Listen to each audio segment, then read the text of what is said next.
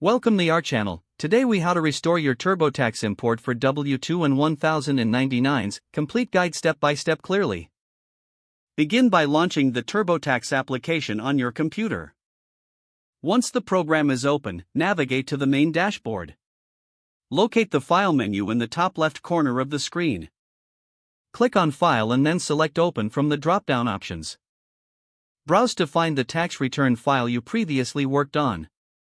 Select the file and click Open to load your return. After your return loads, look for the Wages and Salaries section. If you have imported W-2s or 1099s before, these forms should appear here. If they are missing, proceed to find the Import section on the left panel. Click on Import to start the process of retrieving your forms. You will see options for importing information from various sources. Select the appropriate option based on where your W-2 or 1099 is located. If it's from your employer, choose Import from My Employer. Follow the prompts to log in, if required. If you have a physical copy, select Enter a W-2 or Enter a 1099 manually. For manual entry, input the details from your forms carefully. Double-check that all information matches your documents.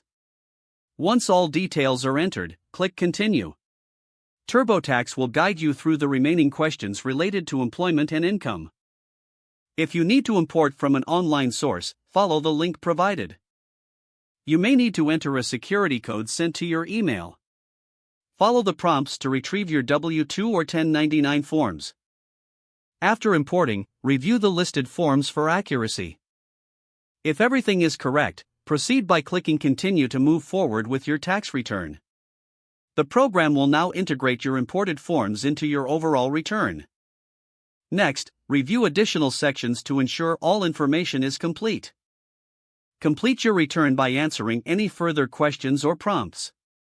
Save your progress frequently to avoid losing any information.